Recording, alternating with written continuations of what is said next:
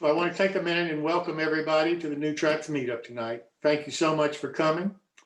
I hope you'll come back many times and tell your friends to join us when they can. The train show is coming up November the 21st at 1 o'clock in the afternoon, Eastern time. And I think it's really going to be something. We have about twice the participants in this one as we had in the first one. And I think you're really going to enjoy it. And we have Steve Milley here this evening of Rail Scale Models. Yeah, here we go. Steve was one of the first people to sign up for our first train show back in September. And I really do appreciate his involvement and his support and frankly pushing a little bit to make sure it was a success. So Steve, I'll turn it over to you for a few minutes, sir. Thanks, Jim. So Jim, what did you have in mind for me to share tonight? You can talk about rail scale models and hopefully say some good things about our train show. Okay, I will just take a few minutes. So rail scale models, we are, well, I guess it's just me, producer of laser cut craftsman kits and laser cut detail components. Lots of different offerings in many different scales. I produce items in N scale, HO scale, S scale, and O scale.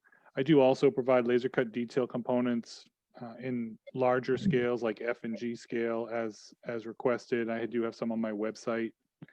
Detail items are things such as windows and doors, laser cut windows and doors that go together as assemblies, and oftentimes the scratch builder or the kit basher will use those kinds of components.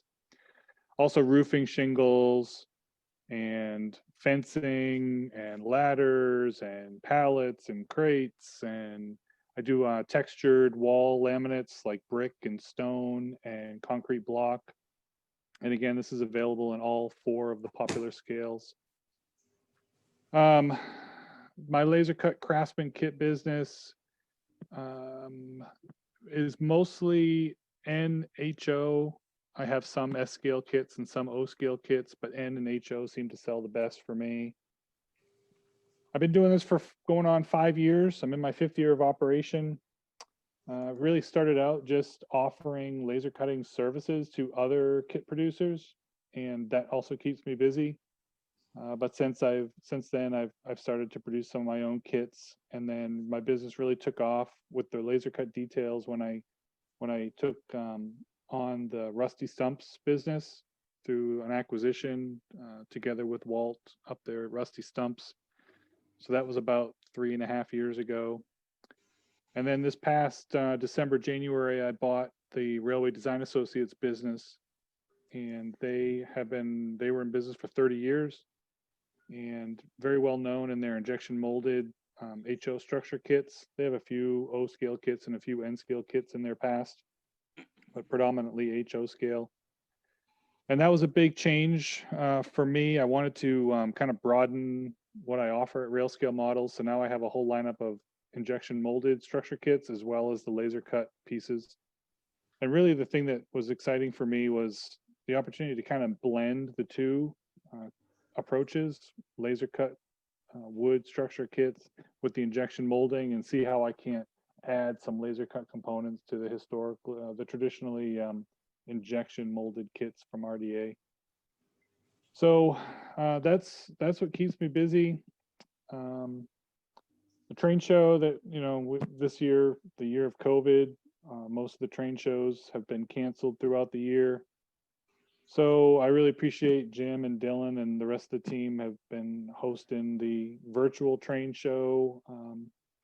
The first one was in September, and then we're getting ready for our second one next month in November. So it's an opportunity for us in the hobby to provide our some insight into our product line, a presentation platform for new products that we're introducing, and hopefully we can drum up a few sales. Certainly doesn't hurt. And so on November 21st, I will have some new products to share. I've got a couple of structure kits that have been released this past couple of weeks, and I've got one that I'm very excited about, which is going to be ready in the next week or so. both in N scale and HO scale to start out with. But it's a kit that I like a lot and want to offer it in S scale and O scale also. So that just might be a little bit further down the road.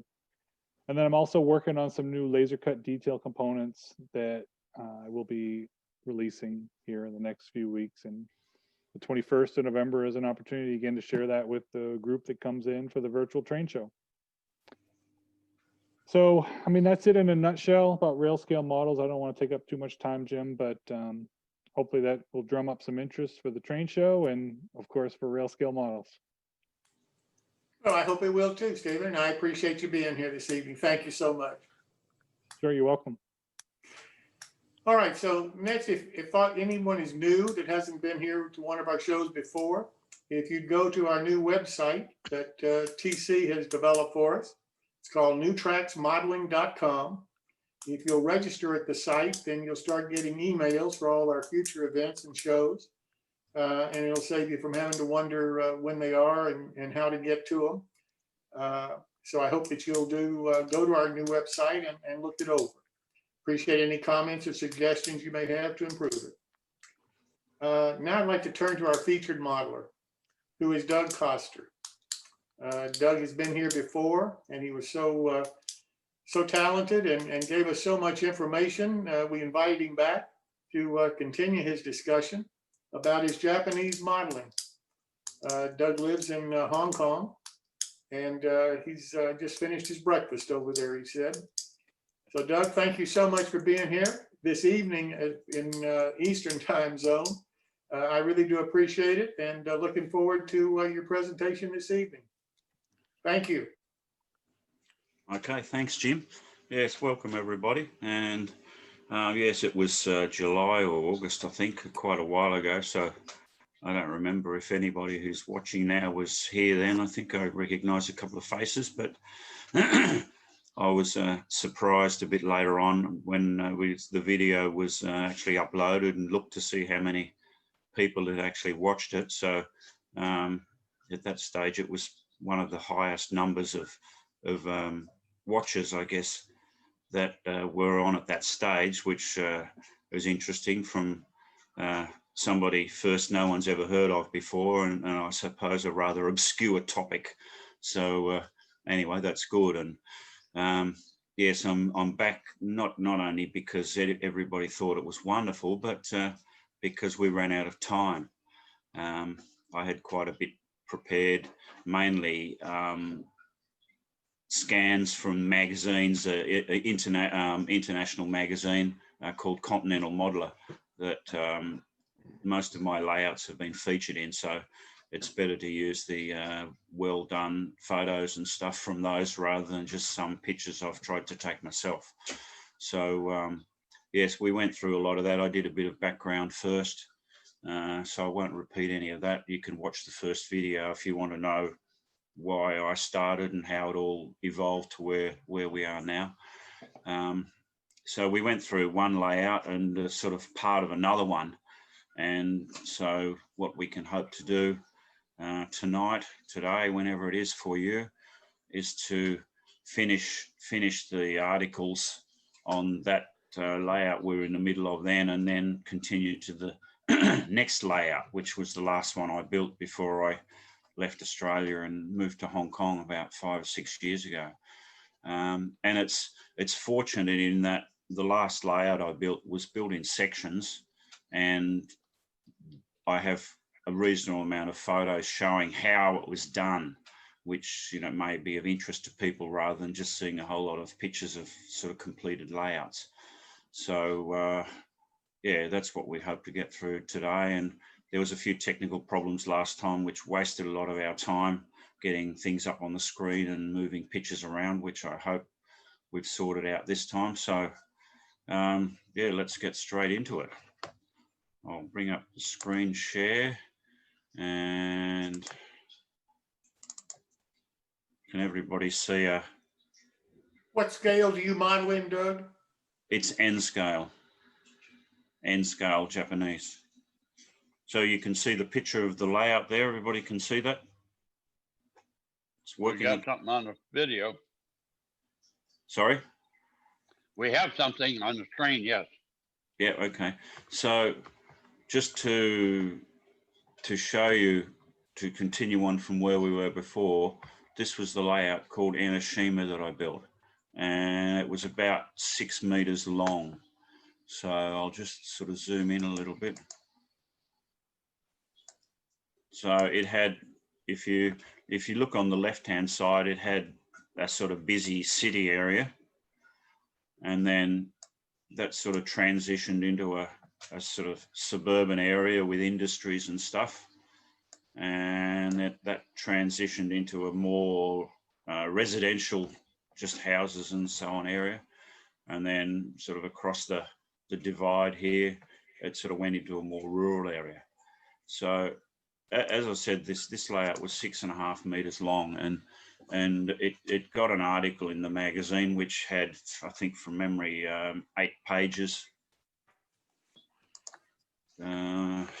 Yes, 8 pages, but you can't sort of see that much in largish pictures of a layout that size in just 8 pages, which is what I went through the first time. So when I spoke to the magazine publisher, they agreed, let's do a second issue and do some close-up details, so you can see actual scenes and more close-up details of what's actually on the layout, all the little bits and pieces. So this is the next article, which was May 2012. You can see in the corner here, there's a little picture on the cover. It's a magazine that usually gets mostly European sort of stuff. It's based in England, but they show anything other than British trains. So the majority seem to be European, and anything as weird and wonderful as Japanese will never ever get the cover photo, unfortunately. But that's up to the not the editor, the magazine owner or publisher. So again, this is one of the contents page. This is the contents page. Quite often the photo that they put on there is different to the internal one. So this picture here is just one sort of close-up picture of a bullet train here going past on a elevated track with some industries and so on underneath. I hope you can see my hand, the cursor moving around, pointing at what I'm talking about. So yeah, we decided to do some detailed scenes of layout, sort of zooming in a bit closer up. So here we have, this is on the very right hand end, a sort of street scene, tall mixture of residential and commercial buildings, lots of signs and things that make it sort of look Japanese. There's sort of some billboards on some of the buildings. This particular sign here you can see, which has 4 Japanese characters, which the first 2 say Japan. I can't remember what the second 2 are. They're actually flashing, made out of some luminous material. I can't remember the company that did it. So you just cut them out, and they're sort of a very thin sheet, and attach them to some sort of controller which can do various programmed effects, flashing the different channels in different sequences and so on. So I had a few of those, which sort of is quite effective. So we've even got the pages in order this time. The next picture is just looking along the front of the layout again, with there's a street along the side here, and you can see a train just in here. The idea of most of the layouts I've built is that the trains run through the scenery. They're not just sitting at the front. They're not often even seen from the front very easily. So you sort of have to stand and look over or look through the scenery to see the trains. There's a suburban train here on the ground level, and up here you can just see a bullet train sort of starting to go through the sort of real mixture of buildings and so on. And as I said last time, Japanese cities are a real hodgepodge of mixture of types of buildings. There's no apparent zoning laws between residential, commercial, industrial, etc. You see them all mixed together, all sort of different sizes and shapes, and that's part of what makes it interesting. And if we go down the bottom here, so again, this is actually this scene is the left-hand end of the layout. So if the layout is at an exhibition and you can get round the sides, you can sort of see this view. Otherwise, if it's only sort of viewed from the front, you might not be able to see it as clearly as this. You might recognise this tall building in the background was actually made by Bachmann, and it's probably HO gauge, but this tall one here is Atlas. And so everything I used that seemed to fit in wasn't always N gauge and wasn't always Japanese.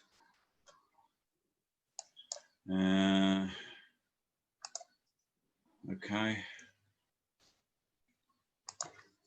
So a couple of scenes here again. So this is sort of looking along more like an eye level view along the street that is on that left-hand end of the layout. As you can see, mixture of different shapes, types, coloured buildings, etc. And sort of looking the other direction. So here you can see the suburban train. It's sort of curving around from the back. The back is over this way and going around the front. And on top of all of that, you can just see the bullet train here appearing. Everything was staged very carefully for these photos.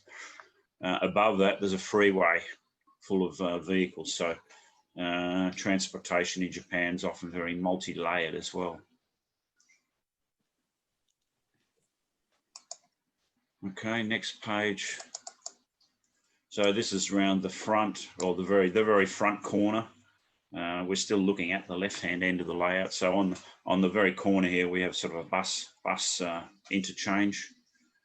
Again, some buildings with large billboards advertising. This particular screen here was a very small video player that I inserted in the front of this building that played mostly advertising commercials and jingles and so on. There was a speaker connected up to that underneath the corner of the layout. The layout had quite a few audio and visual effects. It wasn't something you just stand and look at. And yeah, so actually here, let's go back to the previous page. You might be able to see, yeah, just here, you can see just squeezed in, oh, sorry. Where are we going? I'm lost. Yeah. Squeezed in here between these tall buildings, you can see a very small building, old style. So what's happened here is it's a very small, maybe a small pub or a hotel or something. And the owner decided he didn't want to be redeveloped. And landowners in Japan seem to have very strong rights. If they don't want to move or don't sell, they can't be moved out. So everybody round beside him got redeveloped, and he's just sitting there with his own original little traditional style building.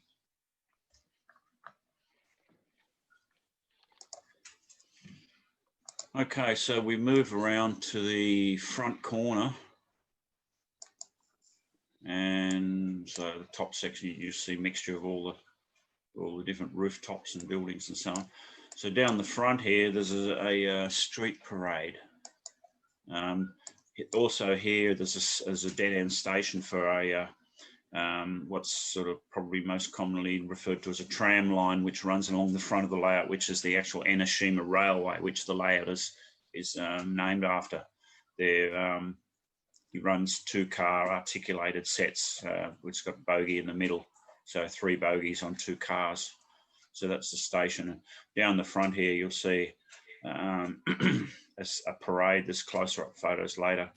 A parade of some sort of temple artifacts and people in costumes and that going up the street. There's TV crews taking photos of it. along the front there. There's a whole lot of stalls selling souvenirs and snacks and all that sort of stuff. And just looking back behind all of that. So as I said, you look down into the layout, you can see Suburban train running around here. And another one on the other track hiding in the corner here. Above it, you've got the bullet train coming around, and on the level above that, you've got the freeway. So as I said, multi levels. Underneath that, which obviously you can't see, there's probably a subway as well. The previous layout did have a subway if people were looking at it, but I'd never build one again. It was an operational nightmare. Okay, so yeah, here's a bit more close-up view there along the front. That front section we were looking at before. The stalls and the street scene along here in front of the station. And so yeah, close up, we can zoom in a bit closer. You can see, yeah, these guys carrying, well, they've all got proper names, I can't remember what they're called. Yeah, carrying this thing along the street on sort of wooden poles. People sort of dancing and in costumes and so on. There's two of these things here actually. And yeah, the TV crew are here, set up, taking photos and video of that, of course. That's about all on that page, I think. Yeah, there's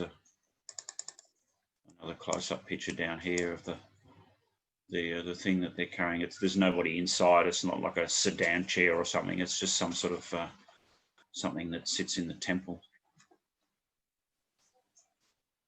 Right.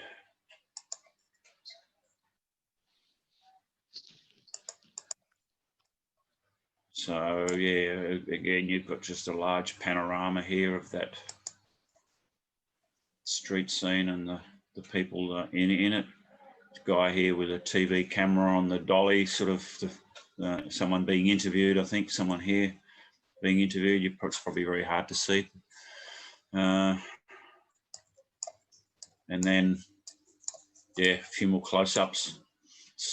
Here we've got some people on the platform behind there waiting for the train, and some people in traditional costumes standing around watching, taking photos, performing. There's some clowns, jugglers, I think, there as well.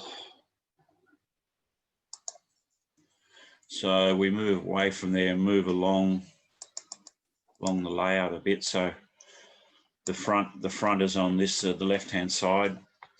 So here's the Suburban track coming through, double track, and right at the actual back of the layout. I think the layout was 1,200 millimeters deep, which is roughly 3 feet for people who don't understand metric. Yeah, so the main tracks here were basically right in the middle of the modules.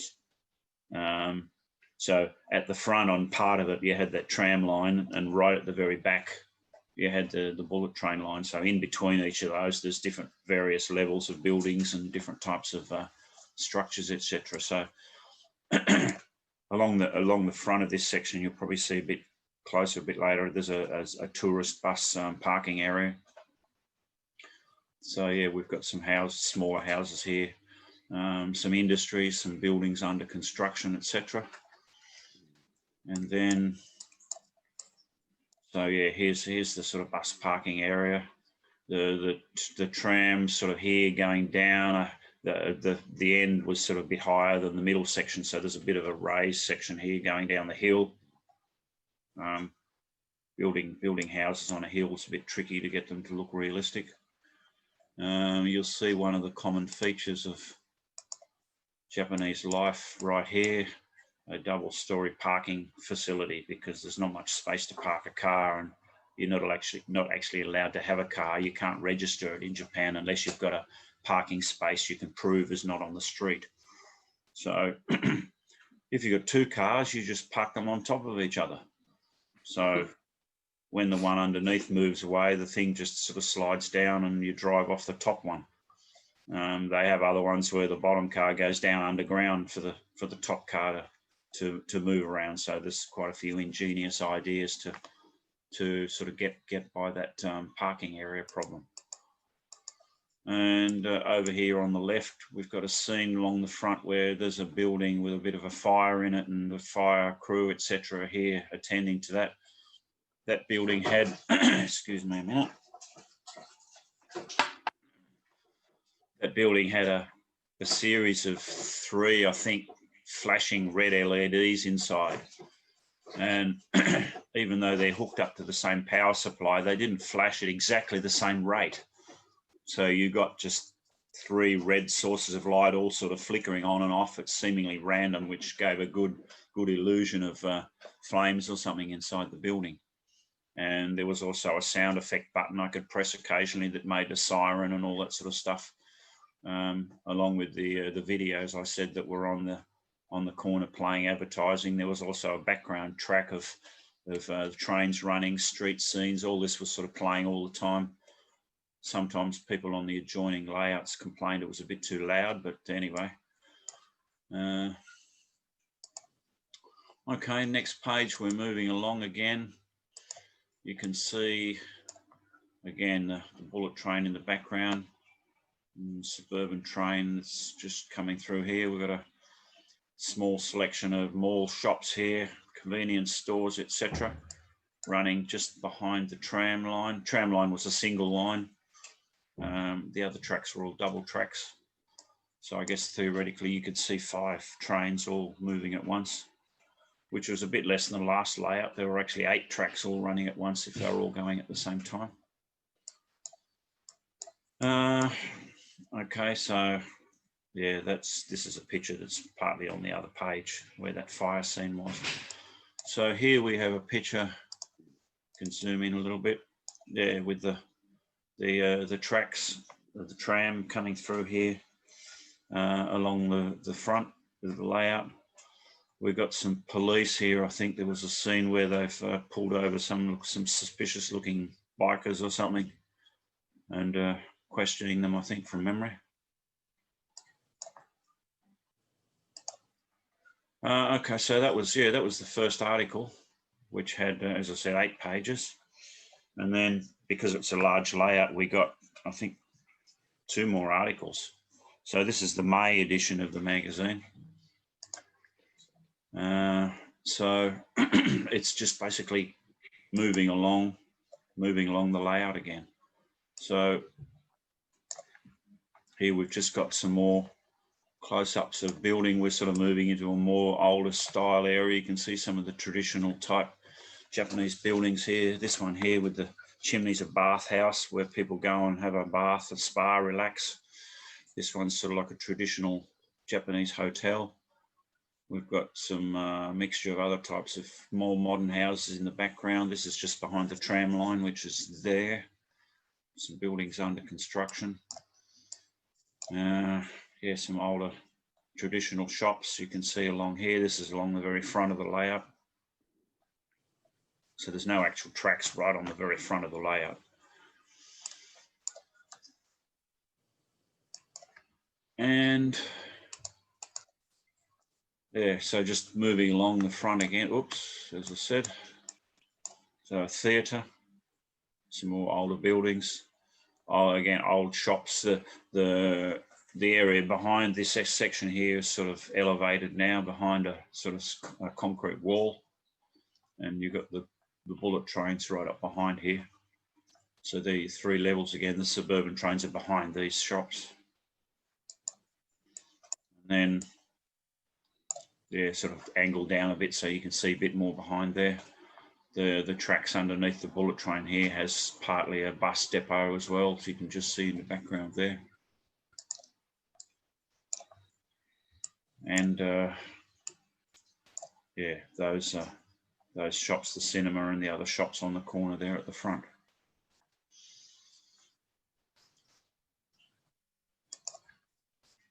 So yeah, as I said, there's using the space underneath the bullet train line, we've got firstly a bus depot. suburban bus line. And then a bit further up is a trucking company, parcel delivery, etc. The company does, well known in Japan. And we've got the bullet train going across the top. This brightly coloured yellow one, which I probably mentioned last time, is called Dr. Yellow. There's only sort of one of them, and it runs at night, diagnosing the track system. So that's why it's called the Doctor. Has videos on the pantographs on the overhead wires, and special bogies on a couple of the cars that measure the track gauge, the fact whether it's sort of tilting or anything not straight, etc. All that sort of stuff, and they get all the statistics and keep everything in order. Of course, there's a small window between probably 1 o'clock and 5 or 6 o'clock in the morning where there's no trains running, when they get that opportunity to A, run this around and check the track, and B, if there's anything needs to be done, to do some maintenance. Yeah, so here's another view sort of towards that area in the front of that, between the tram and the suburban line here. We've got a parking area, because to the right of this, there's quite a large apartment building. So this is where the people who have a car park their car, sort of paid parking area.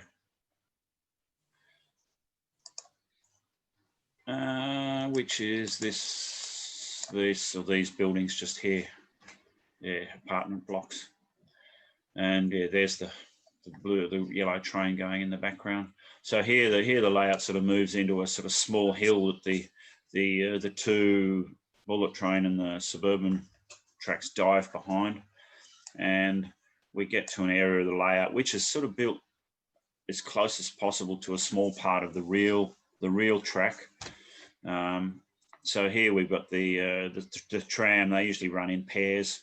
It sort of comes along the little narrow track which is between the buildings and jumps out onto the street. The yellow section sort of painted in the middle of the roadway to tell cars where they shouldn't be going, especially if the train's coming. So the train comes around a quite tight S-curve down the middle of the street before it then goes back into the suburban area. And it's quite an interesting place to watch the trains go through. And in the background there's a traditional temple. So this sort of scene is sort of done fairly accurately compared to the real thing. I've spent quite a lot of time in the area, walking around, taking photos, videos, etc. So yeah, here's the train appearing from behind. There's a sign here that says train caution above the road, which is exactly what you see in the real place as well.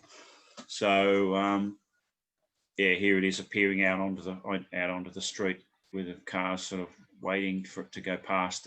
There's no lights, no level crossings, no people standing there waving their arms or flags or anything. It's just obvious when the train's coming, and people do the right thing and move out of the way. Probably unheard of in many other countries. So yeah, here's a view looking along that street area. It's a little bit longer in real life, but so you can see the train coming around the corner here. Somebody here hasn't moved out of the way yet. I think I just put that on the track because obviously the train doesn't go through when that's sitting there. So yeah, it sort of comes around as a bit of an angle. It comes back towards the front and then disappears around the side again.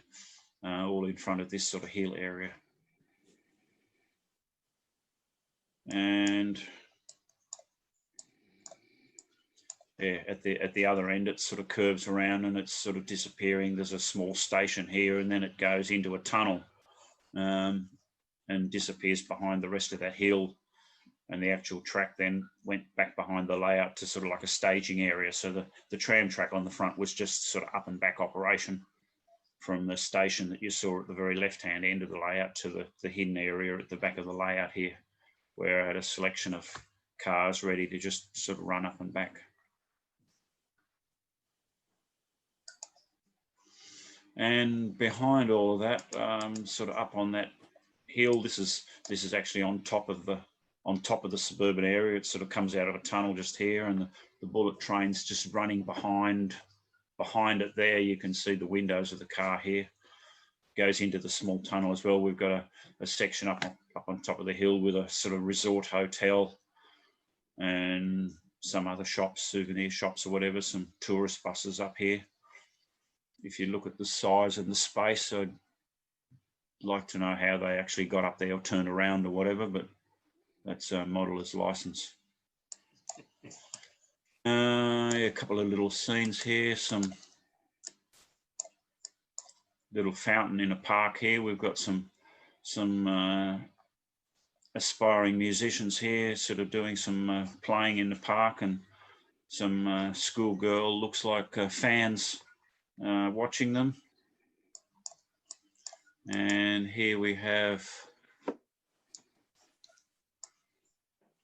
yeah, just another scene. This is where the tram's sort of going in behind the rest of the buildings before it disappears. So again, there's some apartment buildings, a convenience store, other types of mixed older and newer style shops, etc.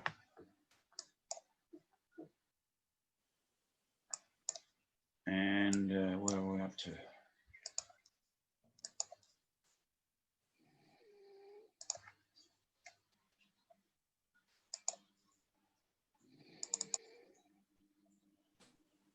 Yeah, so that's the two articles that went through some closer details of that layout.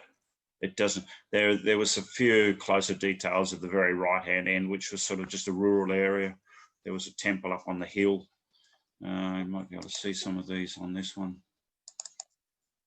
Yeah, it didn't, we didn't do too many closer. There was a, whoops, close-ups of, you can sort of see some of them here. Again, you've got a bit of a parade of people in front of this this structure here, temple here with deer that are always hanging around wanting some snacks. And whoops, what happened then?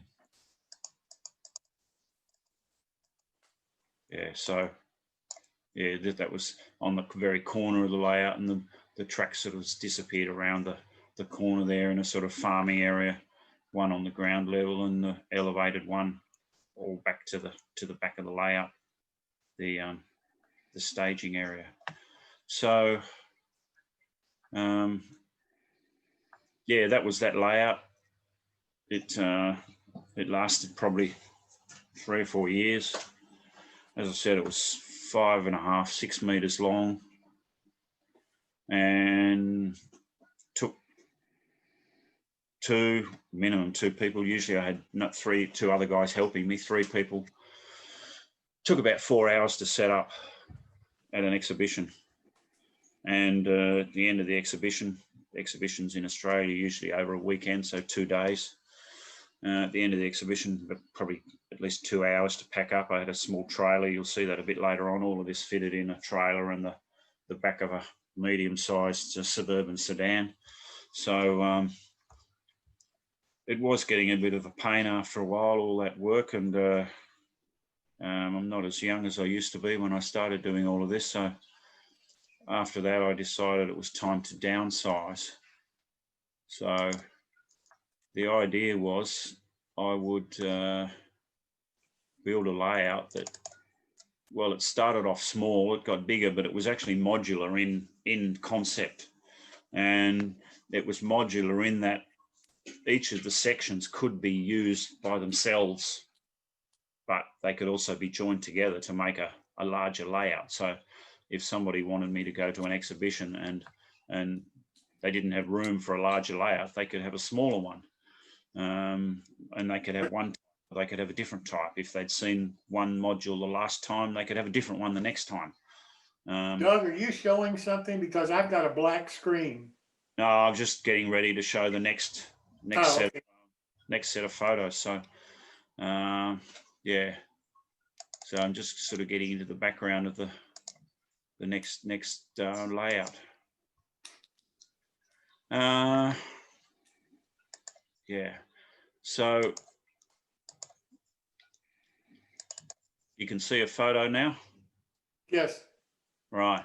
So what this unholy mess you can see is, I'm always a believer in recycling things. So everything that's on the layout, when you're finished with it, comes off that you can reuse. So, and all the modules are of a standard size that fit in my trailer. So next time you build a layout, it has to be the same sizes. So fairly obviously you use the same baseboards. So this board here is the very left-hand corner of the previous layout you saw, with the tracks sort of going around the corner at the front. This is after I've sort of taken everything off that was glued down.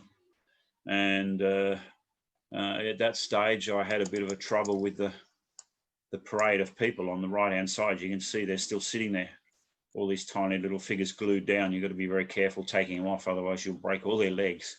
So yeah, this is the preparation for the next layout on using the board from the previous one. So what I've got here is a series of photos showing how I sort of built these modules, and then we'll go to the magazine article.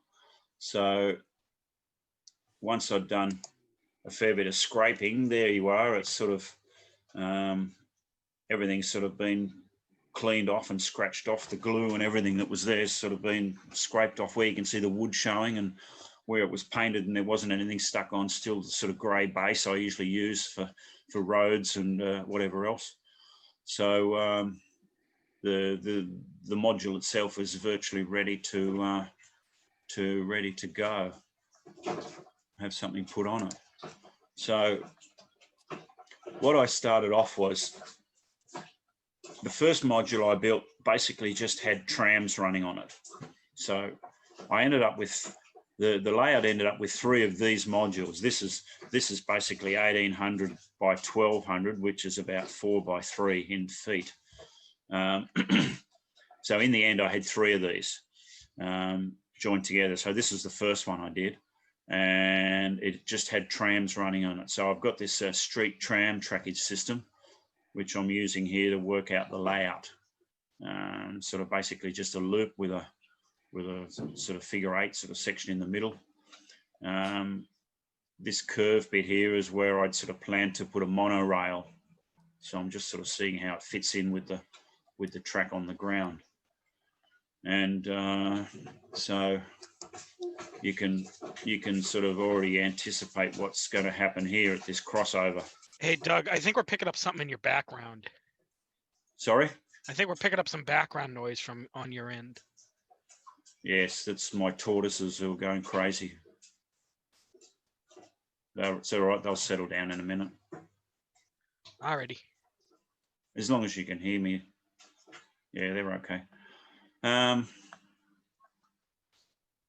It's gone now. Yeah, okay. It's early in the morning. They're probably just waking up. Okay, so what I've done with that, I've put the trackage on a big piece of paper, and if you zoom in, you can just see where I've traced the outline of that track going around where I want the track to be, because what I want to do is transfer that template onto a piece of timber. It just so happened that the sheet of MDF, it's called, I'm not sure what sort of timber you have in America, was exactly the same thickness as the track section. So I could cut that out of the wood, put the track inside, and everything's still level as if it's sort of on the ground. And I've sort of planned on here where the other roads, streets, buildings, etc. will probably go, using all the ones I've taken off the other layout just to make sure they all fit in and make sure it's all viable. So yeah, here we are with the piece of this section here that's unfinished is where the track will be at the back. So the line here is where the back seam will be. So you can probably see here the track looks level with what's going to be the rest of the ground. It's sort of fitted in quite nicely. My cutting with a jigsaw was reasonably accurate. So there's the basic formation of the start of the layout. And so I've put up the back seam. You can see I've put a couple of little holes here for the tracks to go through. Planning the bullet train, again, elevated at the back. So there's a section here for that bullet train track to go through. And here we are. Well, this is actually before I put the nice nice base on there. So here I am with the track, sitting it down, just fitting a few things around, trying to work out how I can fit stuff. You can see the bullet train here is going to sit there. All the trees and that came off a big piece of plaster I ripped off the other layout with all the hillside. I can reuse all that again. Only a little bit of touching up necessary. So yeah, this is where I'm sort of putting buildings. If you go back or you remember some of these buildings, they're all exactly the same ones that were on the other layout. Just working out their positioning, what line of sight you can have, where you can hide things, all that sort of stuff. And yeah, that changed many times as you go through and sort of work out the optimum way of doing things. So here we are, we've sort of gone through and done a fair bit of work. You can see the streets have been sort of painted, lined for the road markings. Yeah, footpaths, fences, all that sort of stuff. You got the bridge at the back goes across most of the tracks at the back where the bullet train goes. Yeah, at the front here, we've got a bit of a bus only road and buses again. I've got lots of buses, so they always get on display. And yeah, this is sort of the other end at the same time. The tram tracks here sort of go off the street and have their own dedicated roadway here before they disappear in the background. So this is sort of getting very close to completion without putting lots more little details and things on the layout before going to its first exhibition. So yeah, here we have cars, buses, bit more stuff added. There's maybe some figures there. I can't see them that close up, but yeah, so we're looking at nearly the first version of the finished product. As I said before, on the other layouts, buildings kept being changed and new ones kept coming out. You buy, and where can I fit this one? So you'd take one away and you'd put another one in, and real estate changed around like the real thing, I suppose.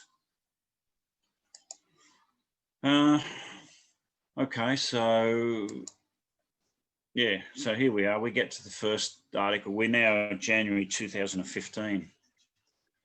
So it's probably a year between when I finished the first layout and pulled it apart and started building before I sort of got around to getting the next one finished, and then we're in the magazine again. So here we have the contents page, gives you just a nice view of the whole front, similar to what you saw there before, done with a better camera, of course.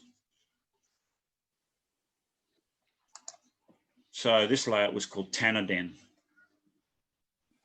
which is a name I just made up. It wasn't made to be based on any particular railway or system prototype. It was just a mixture of whatever I wanted to do at the time. And what I'd done in the past is build layouts on a specific prototype and tried to be fairly accurate. This time I just basically did what I like, used a mixture of different things you might not have been normally seen together. Unless you're an expert, you might not have known anyway. But basically the name's sort of based on some Japanese words that mean the layout where you can have fun. So that's what it was all about. So yeah, the left-hand end of this, it's sort of quite small really. You got the tram coming around here, the bus terminal at the beginning, a road going along the front, mixture of different types of buildings, not all as high rise as the other one, the other layout, but still some of them are sort of reasonably tall.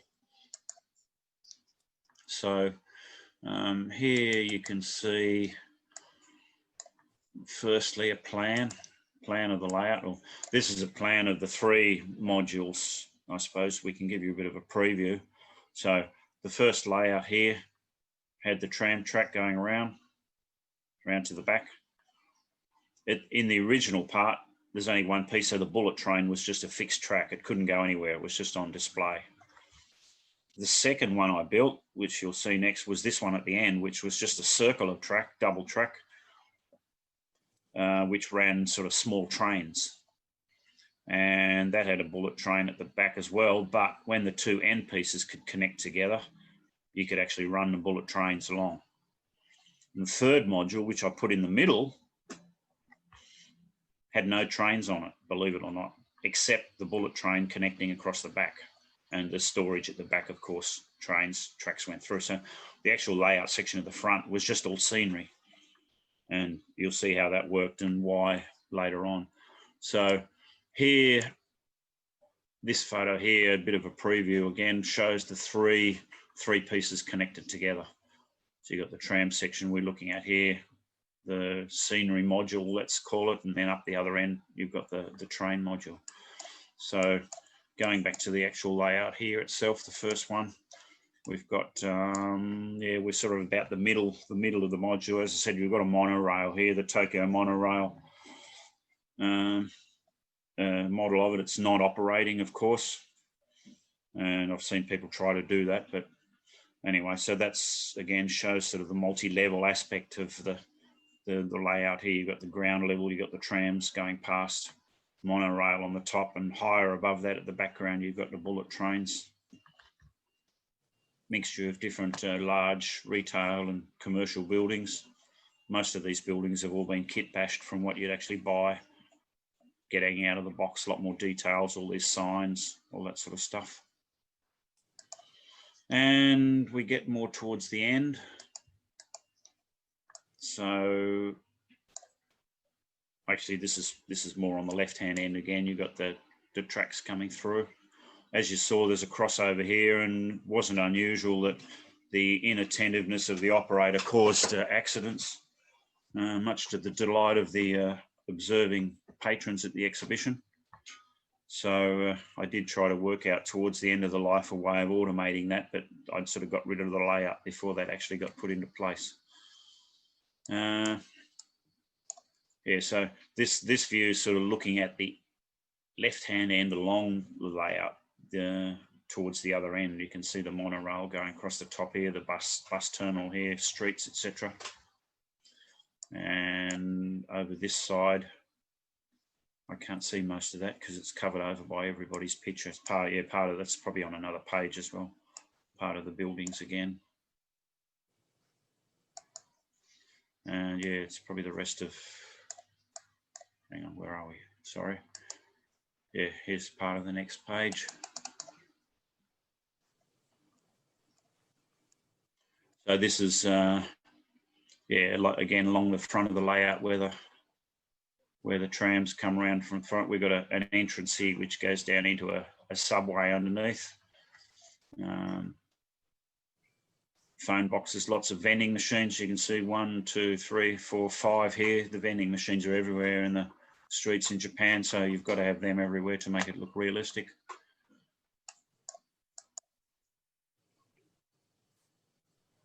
And yeah, again, we're looking through down to the back, through that street where the crossing is, where the trams disappear in that sort of little loop around the back streets. There was a mixture of single unit trams and some articulated ones, all from different companies. So again, it wasn't sort of really that prototypical. And then we get to, yeah, here you can see the monorail again coming around between all those buildings. And the bullet train on that bridge right at the back. And in the middle of the street, there's a tram stop. You can just see here, there's a real mixture of all the different tracks and that all jumbled together.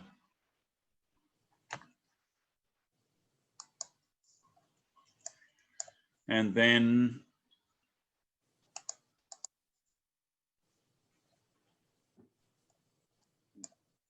yeah, here you can see the track that's looping around the back from that one hidden behind all the buildings, and the track at the front again. Mixture of lots of buildings, cars, people, etc.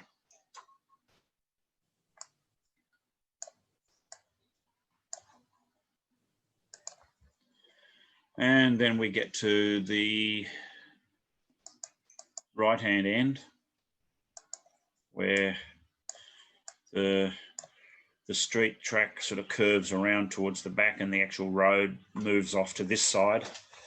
So that's where the tram moves into its own right of way. And yeah, you've got the different mixture of buildings and so on again. And then down the bottom here, yeah, again, you can see the this is going against the next module. So normally when the first module, that'd be the very edge there, you wouldn't be able to see anything there. So it was put together like this for the photos. I'd already built the second module when the photos were being taken. So we got a 5-unit tram here. This one here is a 3-unit on various sets of bogies. I think this one's got 2 bogies in the end. This one's got a bogie in the end, the very middle, and the other end. So some of them run reasonably well. Some of them are a little bit hard, tiny little wheels. Got to keep your track very clean. So bit of an operational challenge sometimes. Okay, so that's the first module that I built.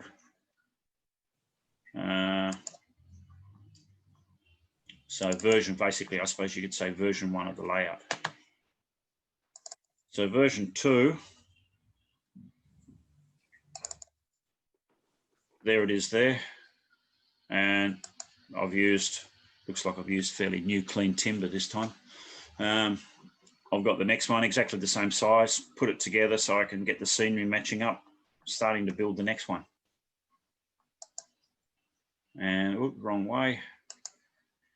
Actually, this is at the back. You can see the back, just small tracks with a couple of choices to run different trains around. We've got the bullet train there. The controllers are just sitting up the back there. Nothing very flash or anything. People don't usually see that part of the layout. All right, so here again, I'm sort of planning. It's just basically a circle of double track with the bullet train at the top. Where do the buildings go? What can I fit in? All that sort of stuff. And yeah, it's been painted a bit more now. I've got the cut a hole in the back seam there for the track to get through, and it's a bit more access because that's all going to be in a tunnel behind a hill. So you won't be able to see that from the front. And yeah, putting it together again a bit more, you can see the trees here being reused from the hillside on the other layout. The track goes into a tunnel, the tunnel on this side for the trains. This one just sort of disappears behind the scenery under a bridge. So again, sort of building up the scenery, placement of where things can go. And putting lining for where the streets will be and buildings, and getting other stuff ready. That's sort of the road markings that show where the edge of the footpaths are. Starting to put buildings in place. Again, this is at the back. So here, most of the trains I ran on this were sort of 2-car sets, electric or diesel trains. Again, it's a mixture of stuff that wouldn't have run together, but that's the way it was. We've got the bullet train sitting up the top there. And okay, so here's the 2 pieces joined together. You can see, if you didn't know, you wouldn't know it was 2 completely separate units, except for maybe that little join in the backboard there. So that was sort of set up at home, probably getting close to the next exhibition. And there it is set up at an exhibition. You can see I've got the lights up the top behind this sort of valance, sort of held by the beams that sort of come over from the back. So there's no poles or anything in the front. The front of the layout is covered with sheets of perspex, so kiddies' fingers can't reach over and play with stuff, even though there's supposed to be a barrier at the front that they can't get behind. But as you can see, is obviously easy to do. So yeah, this is set up ready to go at a exhibition. Everything you can see here, the chairs that the operator sits on, all these barricades, the curtains, all of that, the layout all fits in the trailer that I take to an exhibition. The stands here that the poles are on, quite heavy wood, so they don't sort of tip over. So let's have a look at the layout properly. Here's the next magazine article, which was in February. Covers the second module. So we've got Bit of a photo here on the contents page. One of the trains sort of running around that corner at the front. Again, the track at the front wasn't right at the very front edge of the layout. You sort of look behind the scenery to see where the trains were. You've got the bullet train up the back here. This is sort of mainly a mixture of fairly small, older style shops and residences and so on. So it looks like the photo at the top here is pretty much the same as on that contents page. You can see a bit further out. Just sort of hidden here's the hole where the track disappears in behind the back scene. And so yeah, front of the layout's got a road here. There's the train going around. Lower buildings here, so you can still see the track. The buildings here are high, you can't see the trains at all. There's a complex here behind this fence, which is sort of a set of old buildings. It's a sake brewing company, I believe. So there is the very edge of the module again. This part here is the first module they were photographed together. So yeah, we're looking down into the street here. So you can see a little bit further around the back. Mainly the sort of backs and sides of buildings here, not along the front. And so the area of the layout on the sort of right hand end where the train sort of disappears into the tunnel. So again, we've got the street along the front, street going through the back, through these Japanese style torii gates. And yeah, again, mixture of different kinds of smaller shops and so on. And then, so this is looking along, again, looking along the front, bit of a different angle where you've got these old style shops here. And down the street between those buildings and the sake brewery, looking across, there's not that much to see on such a small area of a layout, so we've just got photos all from different angles. The other thing you'll notice when you walk around Japan is these electricity poles you can see everywhere. Vending machines on the streets and poles everywhere really give the right impression of where you are. And other than the fact there's no wires on them, of course, it's a very good indication of a Japanese street scene. So these are just the buildings and shops along the very front of the more right-hand end of the layout. And a couple more detailed shots showing the front and the back with some trains there. Street going back through those torii gates. That would normally indicate there's some sort of a traditional temple or something in behind that street somewhere. And yeah, a few more close-ups, mixture of different vehicles and so on. What you've got here, a bit hard to see. One of those photo booths where people go and stand and pose and take their photos, and there's some schoolgirls enjoying the facilities there. All these little sort of effects on the layout, sometimes humorous, give a good impression. Here we are, this is the very right-hand end, so we're going around the corner of the layout here, basically stopped in the scenery, and there's some buildings here where the street goes around the corner. You can see that there. Most of the streets I put on the front of the layouts are usually only one way, so you're saving a bit of space. And yeah, that's the second one. So those two modules could join together, but then you can see from the size of the previous layout, I had a lot of stuff left over. So I decided to put a third module in between the two, join up the bullet train track so to have a bit more of a run, and include some scenery to cover some interest, use some of my buildings and show a bit more different styles of Japanese. So here we are, the construction again. This is the framework of the new module. You can see the two on the end. I haven't put anything on the top yet.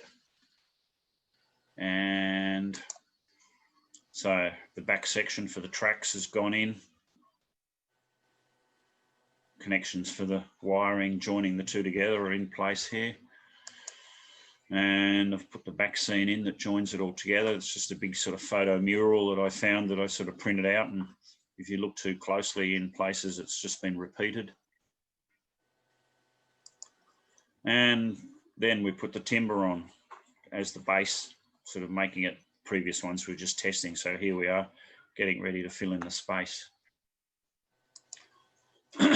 And again at the back. So the bullet train tracks will connect at the back here so they can go all the way around. There'll be no trains here, just somewhere to put stuff, lay out supplies. And yeah, the tracks have been finished there. And we go around the front. I wasn't sure whether I'd run the trains straight across the front or have a bit of a curve for some sort of interest with some buildings behind. In the long run, it went straight through. So that was just some testing. So here's a shot of the three actually put together and ready at an exhibition. So to the uninitiated, you would think that's one layout and it's a continuous scene, but those of us here now know it's not. So you'll see the details of what's on this section here in the middle in a minute. That's sort of looking towards the layout from the other end. So the train module, the tram module, and the new one.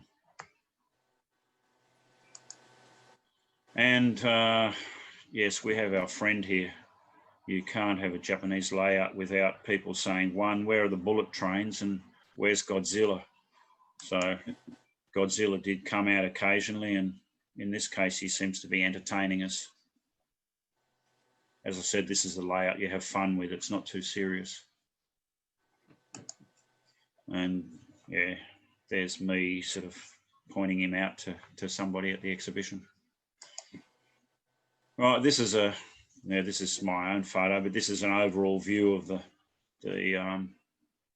middle module. As you can see, there's no trains on it. That's a different Godzilla to the one playing a guitar, but it's basically a farming area at the front with sort of farming buildings and so on. Some shops on the left-hand side and some apartment complexes at the back. So a little bit of a mixed style, residential, commercial, I suppose, farming, etc. You'll find rice paddy fields and other stuff like that in the middle of suburban areas, and then in Japan everywhere. Again, it's a real mixture. So that's sort of realistic. So we get to the next magazine, June 2015. So showing this particular module. Okay, so on the left-hand side, so from here back is the tram module. So this row of shops here is the very left-hand end of the new module. We've got a row of convenience stores, other mall stores on this side of the street. On this side of the street, we've got some sort of fairly, for Japan, large and luxurious houses. And up the end of the street, we've got some buildings under construction. You can see this crane going up here, doing something, getting ready. So, and at the back, you've got the bullet train running right across. And the very other end, we have, so this row of buildings is the train layout. So from here is the new part. So these are sort of traditional style Japanese farmhouses with a little yard and sheds and so on. They're usually raised on stone foundations because they may be in the middle of an area that's sort of flooded for rice fields, etc. This isn't sort of quite too realistic because they wouldn't be all sort of joined together in rows like that, but didn't have enough space to spread them all out. So again, you've got sort of some farming buildings running into the traditional town area. You've got your bullet train at the back again. And you can see here sort of part of the farming area being done. There's more down here. So yeah, here in the magazine, it shows basically, this is the module you see. You've got the backboard and everything. You can see those repeated buildings, which were sort of hidden behind stuff on the actual display. The front section here, where you see that front part of the layout, is removable. So you just sort of stick your hand underneath, lift it off and carry it away. And the reason for that is the third module in the middle could have various different types of modules. So I'm not going to build a whole new module. I'm just going to put a different scenery part in the front. So it's just basically a flat piece of board with the scenery on top. There's no trains, so you don't need any wires, don't need any connections. Basically, it just sits there. So as I said before, I built 2 of these. If I'd kept the layout going, I could have built many more if I'd sort of wanted to. So that's sort of showing what it looks like. And you could basically do that in about 2 or 3 minutes, even in the middle of an exhibition. People would come back and look at the layout and go, hang on, it didn't look like that before, did it? What's going on? You'd sort of change it from one day to the other. Again, whatever you wanted to do. So yeah, on the right hand side here, you got a picture with you got the Godzilla attack. It was sort of done like as if it was a movie scene. So they're shooting a Godzilla movie. You've got the emergency services out here, all that sort of stuff.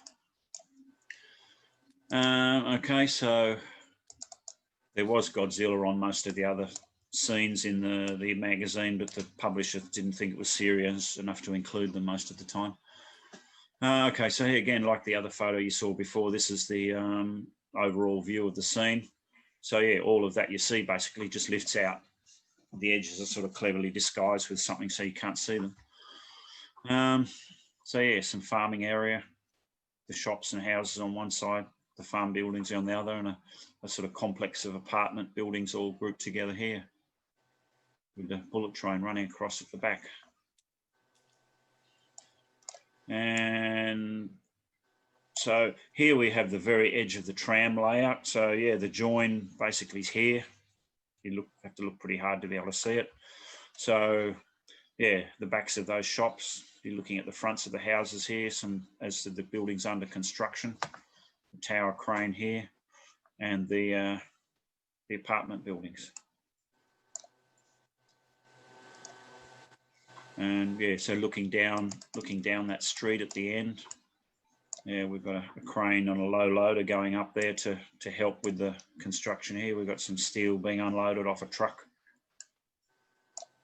So again, you can see the trams going past on the other part of the layout there.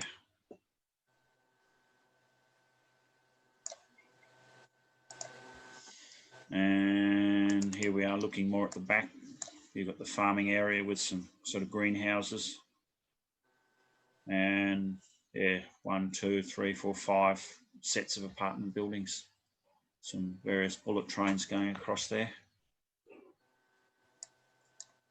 And sort of looking closer at the farmhouses on the end across towards the other layout. So the traditional buildings on the edge of the other layout sort of blended in very nicely with that same style here as well. It sort of went from the tram layout area was sort of more modern. So the buildings on the left-hand end of this one were more modern, and on the right-hand end it blended in with the more traditional buildings on the train layout. And this is the last page. Yeah, sort of looking back towards that module from the train module here. Again, that's the edge there, actually. So you can see how it seamlessly sort of fits together. We've got a little zoom in on the farming scene. And yeah, sort of looking down the street, which is actually sort of right on the very end again of the train module. Try to remember these 2 buildings here. This sort of 3 or 4 story building with lots of square windows, and this one here with sort of the red multi-level roof sort of thing with those traditional windows. Try to remember them because you'll be a bit surprised where you see them again. As I said, I'm very good at reusing stuff. Okay, so that's the middle module that I built with that rural farming scene. So after a while, I wasn't getting bored with it, but had the plans to build another one. So version 4 had as I said, a lift out section that just fitted straight into that module on the other one. And it actually started because I saw these items here from one of the Japanese manufacturers. It's basically two plastic formed bases with sets of buildings that sit on top with some scenery treatment. And it's sort of like a hot spring spa resort. There's sort of a river going through there, and all these buildings are sort of typical of the hotels. You can see that building there that I mentioned, and that one. They were twice as high on the layout. I built 2 of them and doubled the height. I often do that to make a bit of variety. So all these buildings have sort of matched the style of a hot spring resort. So I decided to buy these and try to incorporate them in the new module. So yeah, this is just advertising from the manufacturer's page. You can see one, it's just sort of flat bases. You buy the base with some of these details, and then you buy the buildings that fit on them if you want to do the same. You can see how they've shown how the scenery sort of treatment would be done. That's one of them, and this is the other one, which, as I said, is sort of made to join together. So you've got a lot of detail here. I don't have to sort of build it myself. Just sort of add more people, some cars, whatever, and maybe paint it a little bit and plonk the buildings on, and you've got some ready-made scenery. So that inspired me mainly to, yeah, sort of create this and sort of sit it in the middle of the layout. As you can see, it's quite high. So sitting that on the top of the base, that everything else was pretty flat, was a bit of a challenge. So you'll see what happened here. And I decided to put it across at an angle. If I put it straight across the layout, it would have filled up the whole module basically. And I needed to put a few other things. So I put it a bit of an angle. I think I had to cut part of the back away to fit in the corner here. But here it is sitting here. You can see those 2 hotels. They're already magically doubled in size. And I've got some just polystyrene foam or whatever it's called, matching up to the height of those modules, which I'll sort of trim down and make a sort of hilly area to match the rest of the scenery. You'll see how that fits together a bit later. So yeah, this is sort of work in progress again. And again, just putting things in place, working out how they're going to fit together. So here we are sort of getting a bit more work done. You can see the foam's been sort of cut flat at the front. So the front of this section will be higher than the rest of the layout. It sort of runs down here so it can join up with the flat end there. And again, it's flat at the end to join the other module, but a bit of a hill here with a cliff to sort of disguise how it sort of gets higher up one end.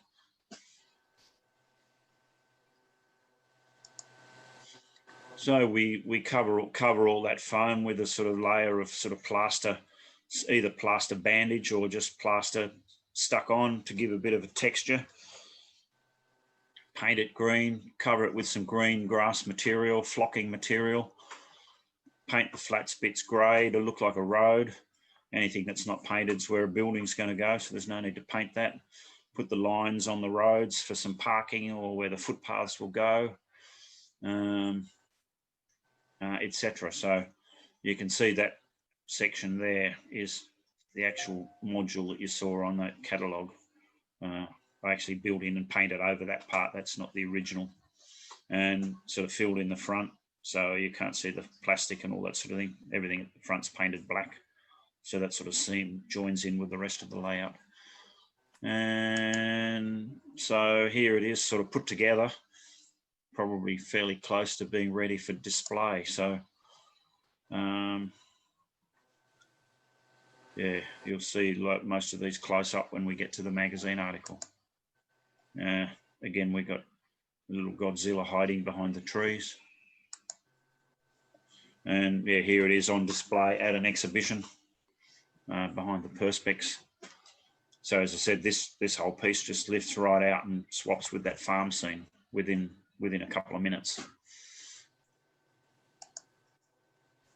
And there it is with the whole ready to change over at an exhibition. You basically take the perspex off the front because that sort of gives you access and away you go. And just as a matter of interest, this is all the stuff for the layout, all sort of packed up, probably when it's just arrived actually, because it's very tidy, turned up in an exhibition, ready to set up. So, and this obviously took a lot less time to set up in an exhibition too, maybe an hour or so, not compared to the 4 hours before. So we've got big heavy wooden bases here for the poles here that hold up the lights. The perspex for the front of the layout sort of in a carry bag. There's one layout module. The metal frames for the light overhead lighting. The legs that go underneath the layout to hold it up. And yeah, basically here we've got the three modules set up. You can see this one's already in its base and the other one's over here just sitting on the ground. So yeah, everything you can sort of see here sort of makes up the layout that you see set up, and yeah, fits in my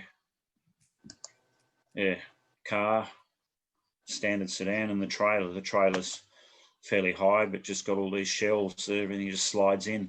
It was sort of custom built for that, just on top of a small box trailer.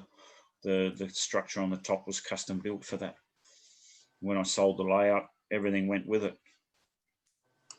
Right, so next magazine, last one. Where are we up to? How long have we been? A lot less than last time, Jim. You'll be happy. Not even an hour. So we're nearly there. Yeah, so August 2015, which was very close to the. Actually, it's after I left Australia. They finally got this last issue published. So yeah, the photo there's just the front of the module, which you'll see you already seen before. So here we have sort of the entrance to the hot spring. You've got some bus parking for the tourists coming, some people arriving, various modes of transportation. And so, yeah, the very left hand of the module, you can see how it's risen up here. The edge is over here. So you've got the bus parking, some houses, a little street with some steps that go up to a temple on this hill area. And there's one of those. So this building and this one here are actually lifted off when I swapped the modules around, because they were on a different module. Other than that, everything else was pretty much stuck down and stayed where it was. Yeah, you got the bullet train running across the background there. And so the road in front of the hot spring sort of ducks down back to base level here, behind this street here. And here's the very edge of the train module along that fence line there. And so, yeah, you can see how this is sort of the hot spring level based on that plastic molding, and it sort of just goes down.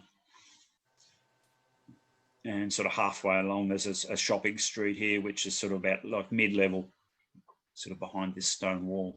So this row of shops is in front of that hot spring section. And then this is another row. Again, you can see a more older type traditional buildings. And so here's again, the very corner of the tram module. And this is looking into the edge of that new scenery module. So the very edge is just a street that goes along the side, and against this sort of rock cliff wall, which is pretty much the painted, just untreated plastic foam. Actually, you can't sort of see it that clearly when you're standing there. It hasn't been sort of done very, very cleverly with a couple of rock castings and that, but nothing too brilliantly. But yeah, you've got the little street here, and that goes up into some scenic treatments, which you'll see very shortly, going up into the hilly area. And then, so yeah, looking down that street, along the street here, we've got, it's what they would sort of call a sort of graveyard area, which sort of pop up in various places, where people go visit their ancestors. Most people in Japan get cremated because there isn't much room for actual graves, digging holes in the ground and wasting all that sort of space. So there are areas like that. So people would come to visit their ancestors here. So when they do so, the vendors are here with snacks and souvenirs and so on. This stuff all came off that street possession, off the other layout, of course, the same sort of pieces. And as is always the case, we need public toilets. And what do you see outside a public toilet? A queue of women. So there they are, queued up for the toilet. You go to the men's toilet, you always walk in wherever you go, so you see the women, they're always queued up. I'm not sure why it takes so long, because they have more actual toilets inside than the men do, but anyway. So as I said, these are the little scenes you put on a layout that make it humorous and interesting. So going up behind that cliff, and this sort of multi-level here takes you up to the street level of the hot spring there. So here we have, yeah, so that was down there. So at the normal level, we have a sort of row of houses. We've got a street here that goes up, finishes here, and then there's one of those Japanese gates you walk through, goes up the steps up to a temple up here on the hill in the background. On the right-hand side, you've got a paid car parking area for the people that have visited that haven't come on the tourist bus or whatever. And so looking towards the front of that hot spring area, you can see in the middle here, you've got the stream going through. I think we can see that in another view. So that was all just built up out of plastic and pre-painted, so I really didn't have to do too much work with that. And there's those two buildings I said look out for. And a few other sort of more residential buildings in the background. So yes, we can look down into the scene here. Yeah, here it is here. It's sort of all plastic, and I didn't sort of really do much extra work on that, but it does look sort of reasonably realistic. So you've got a little bridge going over there with the common red painted walls, fences that are common in that sort of thing. There's sort of an outdoor bathing area here behind those screens, where you can sit in the spring and enjoy it. There's a street going up here with the usual eating places, souvenir shops and so on. Over here on the right, you've got a tourist bus parking area in front of the entrance over this side. And yeah, there's sort of games building, hotels, etc. Most of these buildings and all the scenery features are all part of those modules you can buy. And then in the background, I just filled it in with trees and stuff to sort of bring it back up to the backboard area where you've got the bullet trains running. So in front of that, I built a couple of street levels, as I said, going up from sort of the front, the mid levels to the higher level in front of the spa area. So some of that you've seen before in a couple of the scenes. So this street level here is actually the back of all the shops and houses. So there's a lot of detail on the front, but you can't really see it unless you sort of look over or look from the end or something. And then, yeah, sort of looking along that higher level street. So again, no trains or anything here except the bullet trains going across in the background. And yeah, separating the high to the mid level, there's sort of a concrete wall, and there's a bit of a playground or sitting area here in the front between the streets. Some taxi parking area. And this is the shops on the bottom level. Again, sort of going around the corner towards where the other module is.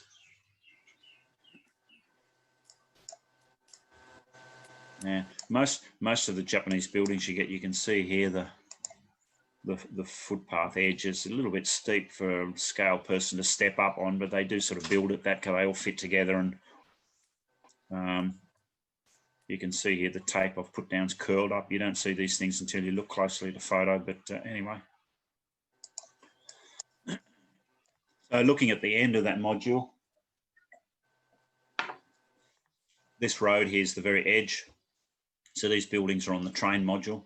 So there's just a road that goes around, disappears around the back, and you've got the end of the street up here, which sort of goes back down to the other street, and a bit of parking and so on. Some more traditional buildings on the end. I think there's a bathhouse and so on. Some of the same buildings that you would have seen on the other layouts before.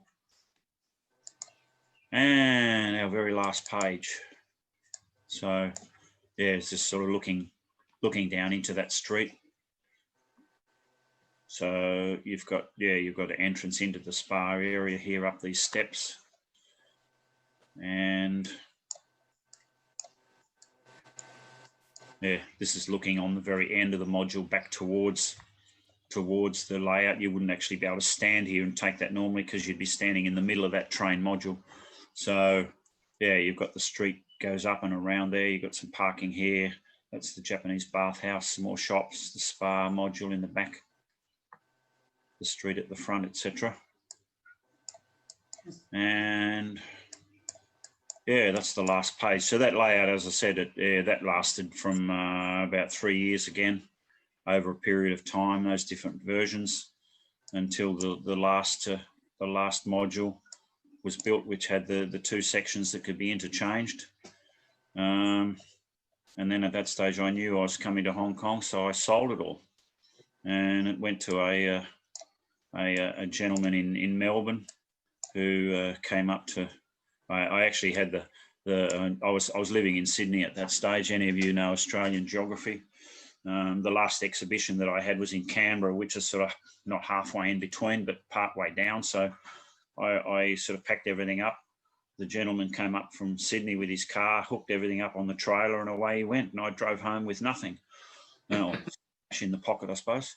So yeah, he's had it in Australia. He's made some changes to it. He's part of a Japanese railway club down there that have their own layouts, but I think it's been out on exhibition a few times, but I don't think it goes out on show very much more. So anyway, it's still alive. That one didn't get completely destroyed. So I'll stop sharing and we'll go back to all our pictures, and that's about all I had to cover. Back to you, Jim. What's next? Nicely done.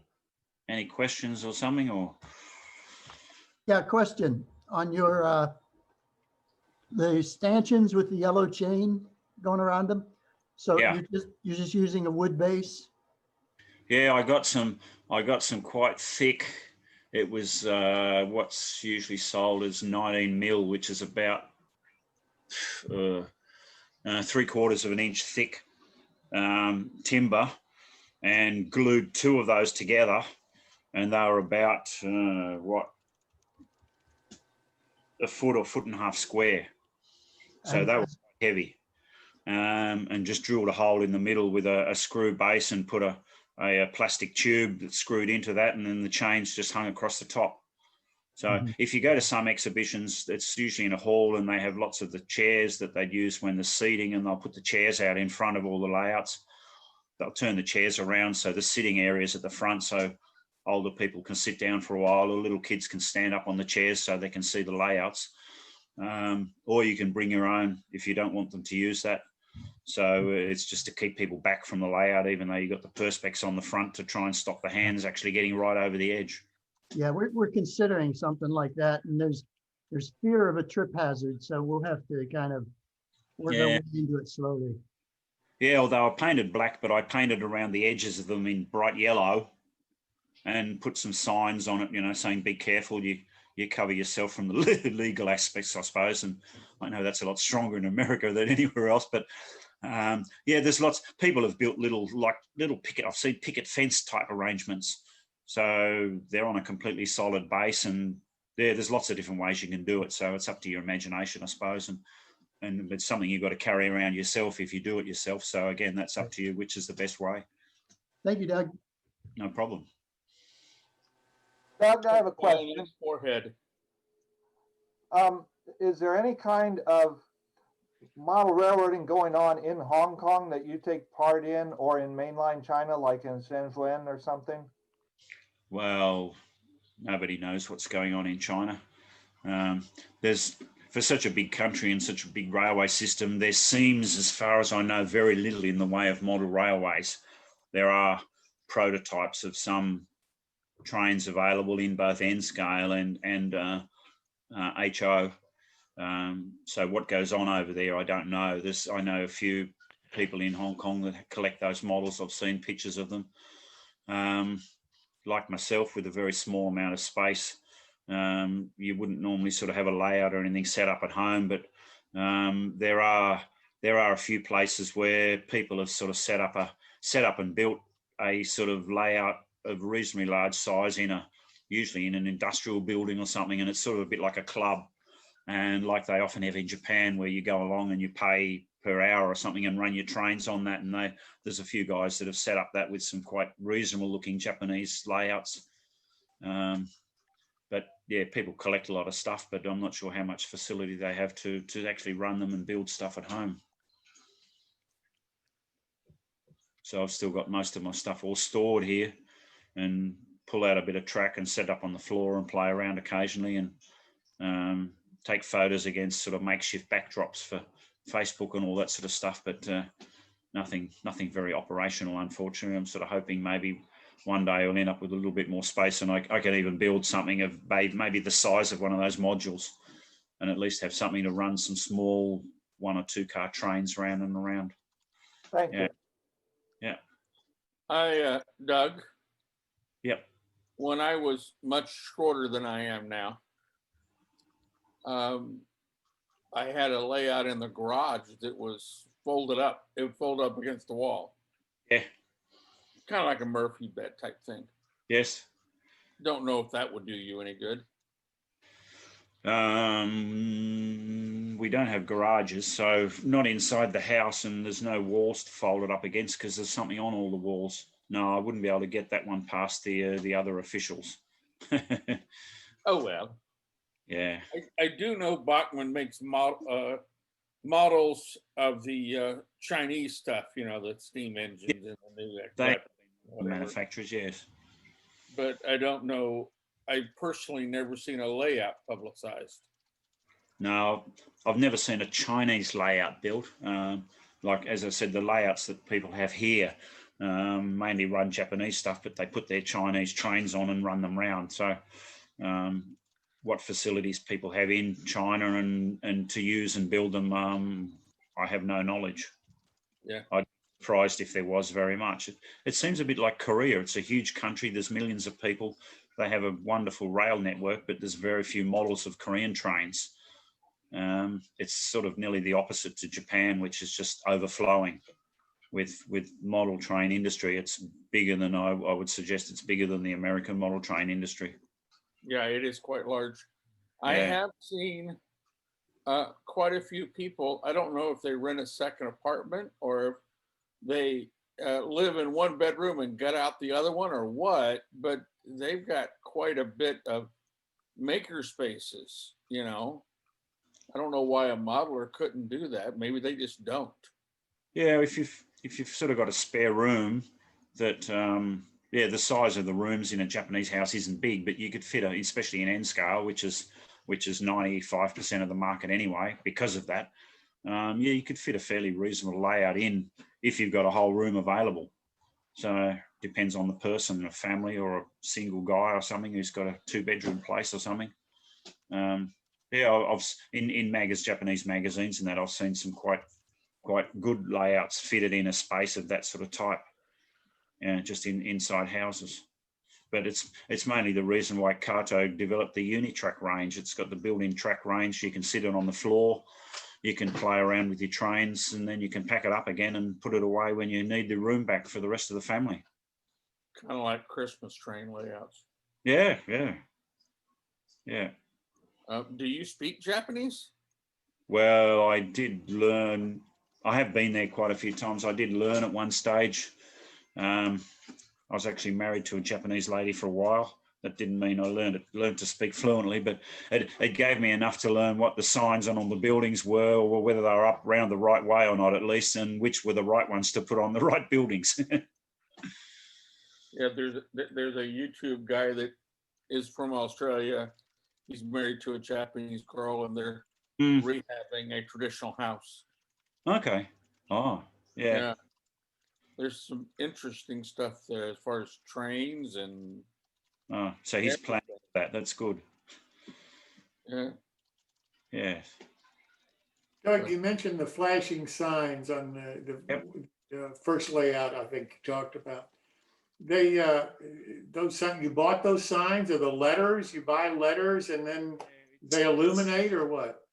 Going through the back of my memory, I think it's called electroluminescence or something. I can't remember the name. It's an American company and they've been around a while. I'm sure they're still around, but you can buy, they do preset sets of signs, all very American type, you know, beers and cars and making billboards and all that sort of thing. You can buy them and just plug them into a battery or 9-volt power supply or something and stick them on your building and away you go. Or you can buy that material just in sheets.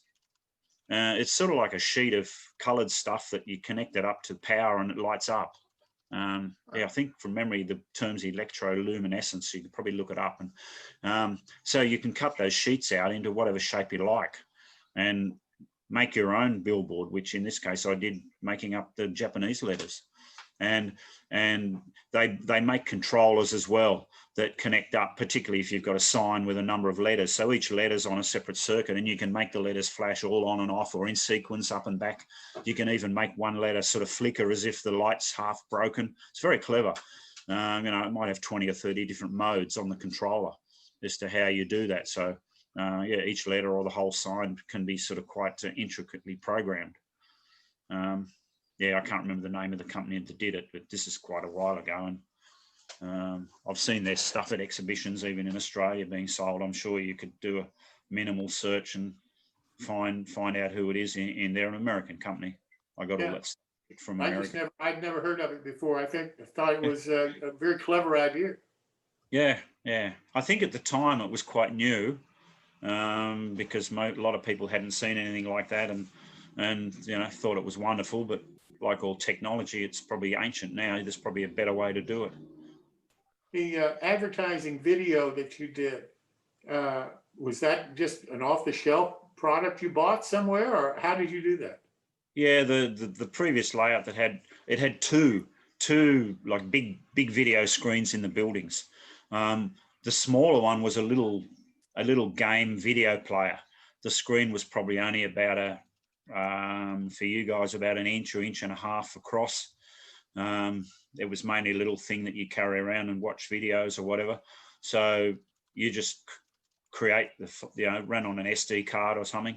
So you just create whatever videos in the format it played and loaded them on, and away it went. So that one had some sort of Japanese advertising and stuff I downloaded off the internet and just played on there. The other one I used was an actual Sony PSP game player, which has a screen of about, I don't know, 4 inches wide and about 1.5 inches high, so quite rectangular. So it was a game player, but again, you could load up anything you wanted to play on it. You could use it to play videos. So I just had a hole of the appropriate size cut in the side of the building, and the player mounted as close to the edge of the building as I could, so it didn't look like it was a hole, and all the mechanisms inside, and they're all connected up inside to the power and the sound to the speaker underneath, and yeah, you just have it loaded up with the content you want, and away it goes. Quite sort of simple in sort of operation, but looks very effective when you're sort of looking at it and listening to it. So those lighting, flashing, sound effects, all that sort of stuff, yeah, sort of made a layout sort of come alive rather than just something you stand and look at. I was really impressed with the detail that you had on the layouts. I mean, that to me, it was just phenomenal how much effort you put into the detailing. Yeah, thank you. Yes. Jim, Doug, I found a Miller Engineering. Miller, that's it. Yes, you're right. That's the one. I posted their website. They're still around. Yeah, that's the company. Yeah. I accidentally sent the message to Paul too, but Okay. oh well. The But yeah, it's interesting stuff on their website. Yeah, I haven't looked at it for a long time. They've probably got a lot more things than when I was buying just the standard signs from them.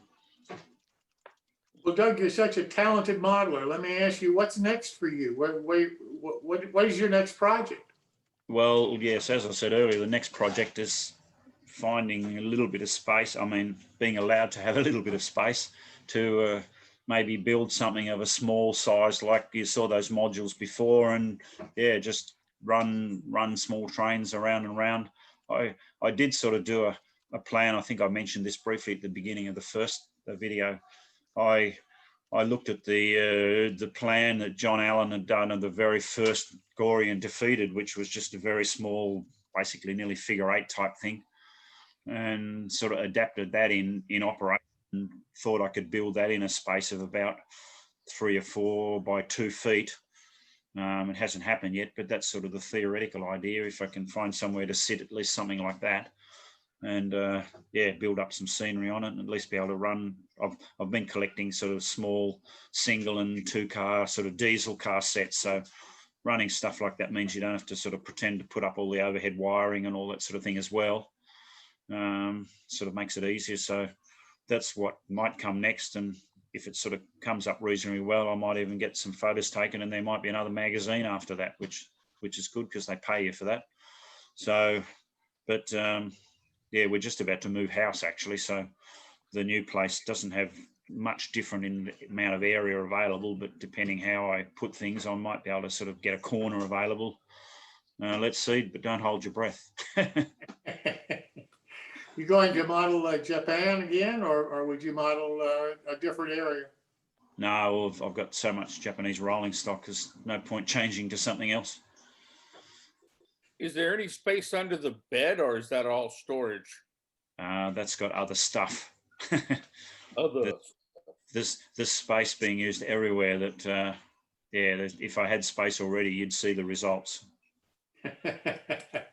I was just thinking about the new place. Maybe you could finagle something. Yeah, well, we're going to have a look at it and probably sign some papers tomorrow and work out what can fit in. So at that stage, I'll keep it in the back of my mind, and there'll be sort of one room where I'll be storing most of my stuff in boxes or on shelves or whatever. So if I sort of leave a bit of a flat area, even if it's on top of some of the boxes that could have a bit of a frame built and something used, it might be possible. So yeah, let's see how much stuff I don't have to throw out and is available still. Well, I want you to do me a favor. I want you to let me know if you find that space and you start another project, because I've got to see it if you start building it. For sure, yeah, yeah. If you find my Facebook page, which I can probably put a link somewhere if people want to see it, I do from time to time post photos, and there's some videos and things of all these layouts in operation, which is more interesting than just watching photos. So you would see some of those there from time to time, and if anything gets construction started, I'll definitely be putting it on there anyway. So that will. Doug, do you have the chat window open? Sorry? You have the chat window open? Look at the bottom of your screen. There's a little thing. Says chat. Oh. If you open that up, you can give us your Facebook address. S-scale is the best. We'll ignore that. I've got to leave early. Thank you. Do use, yeah, the here's it, Fran. Yeah, the wooden bases. Yeah, it was just a PVC pipe, and the fittings you could get with that pipe just had some screw in sort of end and joining pieces, and one of the pieces was just mounted securely into the base of the wood, so that you could just screw the pipe into that. And any other questions, other nice comments? Thank you, everybody. Thank you. I didn't notice Hey, before. Doug, here's a possibility of for a layout. But it depends if you can modify the apartment or not. There was one time somebody showed me their layout. And when I walked into the main room and all that, there was a sort of like one of those suspended ceilings. Oh yes. And in the center is where you had the main light, and it looked real nice and all that, but I didn't see a single train anywhere. Right. Walks over to this one spot and all that, opens up this closet, and there's basically a winch with a lot of cables. He goes, he starts flipping switches and all that. The motor starts running, and I'm sort of like scratching my head, what in the world's going on? And the entire ceiling is coming down. Wow. And it's on top. Basically, he built it on top of the drop ceiling and had the ceiling so it can go up and down. That might be a possibility. That's similar to the hanging layout in a garage concept, but all of that's very well if you have your own place. But when you sort of in a, sorry. Yeah, that's why I said it depends if you're allowed to modify the apartment or not. Rented place, yeah, pretty restriction as to how much you want to pay for the damage when you leave if you've done stuff like that. Yeah, all it takes is money. Anybody have any more questions for Doug? Nope. Okay, then. Thank you, Doug. Doug, thank you so very much. Sure. I really do appreciate you taking the time to do this and to share your modeling with us. It's just, it's really Yeah. fantastic. And I've never had an opportunity before to see any Japanese modeling, and I really do appreciate you taking the time. Yeah, thanks for the opportunity. It's, yeah, as I said earlier, it's sort of not that well known or seen. It's a privilege to be able to share things to a wider audience. And obviously after this is finished, there'll be a video available and people can post that and send that around as well. So yeah, let's get some more exposure for Japanese modeling and get more people doing it. It was amazing. Thank It you. really was. It was absolutely unbelievable. Thank you so very much. Yeah. Okay. Gentlemen, check next time on the 28th, this coming Wednesday, Chris Oliver, who is a really talented modeler, has a fantastic layout, a huge layout. And its operation is completely computerized. I think you're really going to enjoy this and see something that I think it's a direction the hobby probably is headed. And it's really, really impressive to see what Chris has accomplished. So I hope you'll join us again Wednesday. Thank you so much for coming. Hope you learned something that can help you in your modeling. And I appreciate you being here so much. Thank you and good evening.